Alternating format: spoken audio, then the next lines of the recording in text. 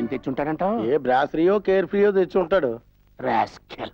కన్న తండ్రిని ప్రేమతో ఎప్పుడన్నా అవి నాకు తెచ్చిచ్చాడంట్రా. అవి ఆడవాళ్ళు వాడుకునే వస్తువులు.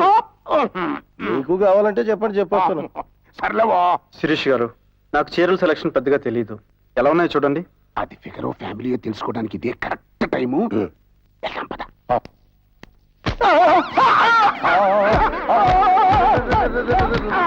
అయ్యయ్యో, మీరు ఇలా కంగారు పడిపోతే మీ వాడి గదిలోకి వెళ్ళే లోపే మీరు పైకి వెళ్ళిపోతారు. ఇన్ని చీరలు నాకెందుకండి? ఆత్మాభిమానం అడ్డొస్తే అప్పుగా తీసుకోండి, ఇన్స్టాల్మెంట్స్ మీకు తిరుగుతురు కానీ.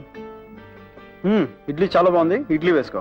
ఎక్స్క్యూజ్ మీ, మేము ఇక్కడ కూర్చుంది మీ సర్వీసింగ్ టాలెంట్ చూడటానికి కాదు, ఇంపార్టెంట్ బిజినెస్ మ్యాటర్ మాట్లాడటానికి. ఏంటి, ఏదైనా కొత్త ఫ్యాక్టరీ స్టార్ట్ చేస్తున్నారా? లేదు, ఉన్న ఫ్యాక్టరీ మూసేద్దాం అనుకుంటున్నాను. What happened dad? మన టూత్ పేస్ట్ కంపెనీ దివాళా తీయడానికి సిద్ధంగా ఉంది. మార్కెట్ లోకి రోజుకో కొత్త కంపెనీ వాడు ఎంటర్ అయిపోయి త్వరగా రాకుండానే పళ్ళు తోమేస్తాం, నీళ్లు లేకుండానే నోళ్లు కడిగేస్తామని జనాన్ని తెగ బోధన కొట్టేస్తున్నారు. మరి దానికి మీరేం చేద్దాం అనుకుంటున్నారు? వాళ్ళ తాకిడికి తట్టుకుంటూ మన పేస్ట్ డిమాండ్ పెరగాలి అంటే 50 గ్రాములతో పాటు 20 గ్రాములు 10 గ్రాములు కూడా ఇంట్రడ్యూస్ చేయాలి. చేసేయండి. ఆ చింతకాయ పచ్చడి నూరే అండి. అన్నంత తేలిక చెప్పేవే. ఇది జరగాలంటే కొత్త యూనిట్ పెట్టాలి, వర్కర్స్ ని పెంచాలి, 10 కోట్లు పెట్టుబడి పెట్టాలి. కొత్త యూనిట్ అక్కర్లేదు సార్.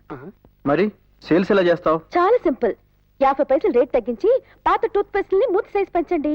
ఒక్కసారి నొక్కితే ఇదివరకంటే పేస్ట్ ఎక్కువ పడుతుంది. బ్రష్ మీద పడ్డాక పేస్ట్ ఎక్కువైనా తిరిగి ట్యూబ్ లోకి పంపించలేరు కదా. మీ పేస్ట్ కి అలవాటు పడ్డ వాళ్ళు వెంటనే ఇంకో పేస్ట్ కొంటారు. దాంతో ఇమీడియట్ గా సేల్స్ ఇంప్రూవ్ అవుతుంది.